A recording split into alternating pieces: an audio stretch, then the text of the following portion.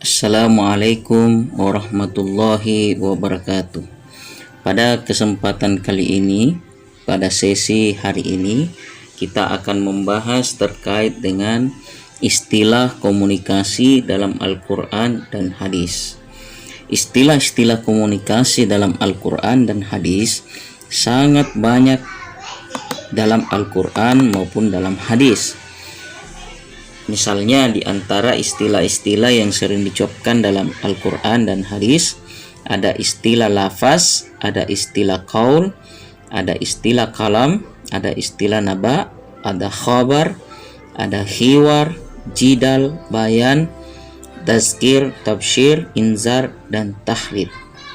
Istilah-istilah ini digunakan di dalam Al-Quran dengan konteks yang berbeda, baik itu pesannya, konteks pesan yang disampaikan, maupun metode penyampaian pesan itu sendiri.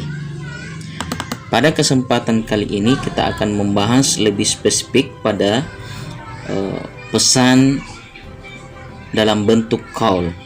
Pesan adalah seperangkat lambang yang memiliki makna yang disampaikan dari komunikator kepada komunikan. Pesan juga bisa bermakna sebuah simbol verbal maupun simbol non-verbal yang mewakili perasaan, nilai, dan gagasan.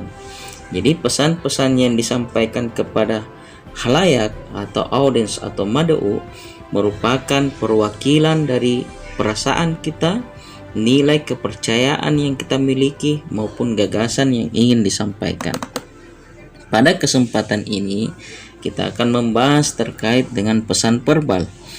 Pesan verbal ada dua, yakni lafaz dan qaul.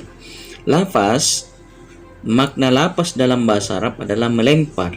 Jadi lafaz melempar keluar dari mulut yang menghasilkan bunyi. Ya. Kemudian lafaz dalam surah Al-Kahf tidak ada ucapan yang diucapkan, melainkan ada di dekatnya malaikat pengawas yang selalu hadir. Artinya apa? Setiap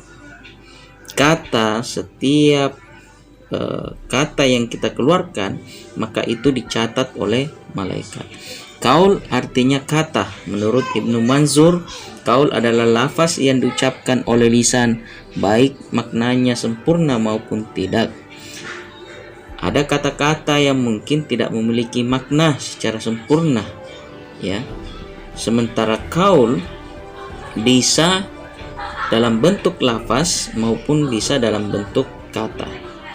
Ya, qaul dalam surah Al-An'am ayat 93, ayat ini menyebutkan bahwa yang menyebabkan orang dikatakan salim adalah karena kesengajaan mereka untuk mengatakan ya kuluna, hal yang mengada-ngada.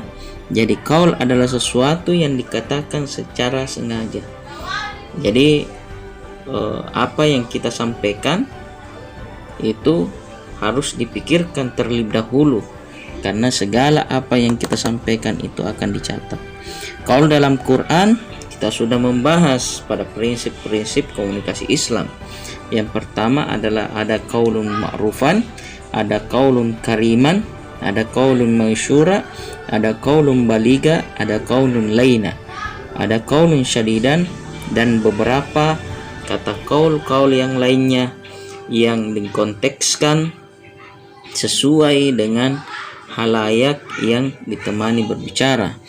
Contoh yang sangat sederhana adalah qaulun ma'rufa.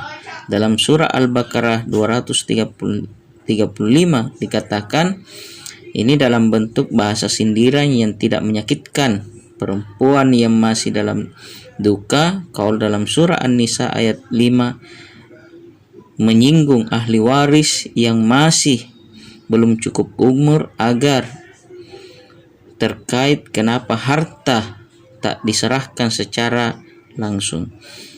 Qaul memiliki makna sindiran. Misalnya pada surah An-Nisa ayat 5 ada seorang ahli waris yang masih belum dewasa yang kemudian harus diserahkan hartanya secara keseluruhan, tetapi dalam makna qaul ini ya, bagaimana menyampaikan kata-kata yang kemudian bisa diterima oleh ahli waris ini agar hartanya disimpan kepada orang yang lebih dewasa, ya nanti pada saat cukup umur baru diserahkan harta tersebut. Qaulan kariman dalam surah Al-Isra ayat 23 tentang bagaimana seorang anak berkata-kata kepada orang tuanya. Qaulan mausura dalam surah Al-Isra ayat 23, jika tidak mampu memberikan sesuatu kepada kerabat, maka berkata baiklah. Qaulan mausura artinya memberikan bantuan kepada mereka. Qaulan baliga dalam surah An-Nisa ayat 4. Ayat ini ditunjukkan kepada orang munafik yang telah banyak membuat kejahatan. Tanda-tanda orang munafik, jika apabila berjanji maka dia ingkar. Qaulan laina adalah perkataan lemah lembut dalam surah Thaha ayat 44 tentang kisah Musa mendakwai Fir'aun. Qaulan syadidan adalah perkataan yang besar dalam surah Al-Ahzab ayat 70. Silakan pada sesi ini mahasiswa untuk mencari ayat-ayat itu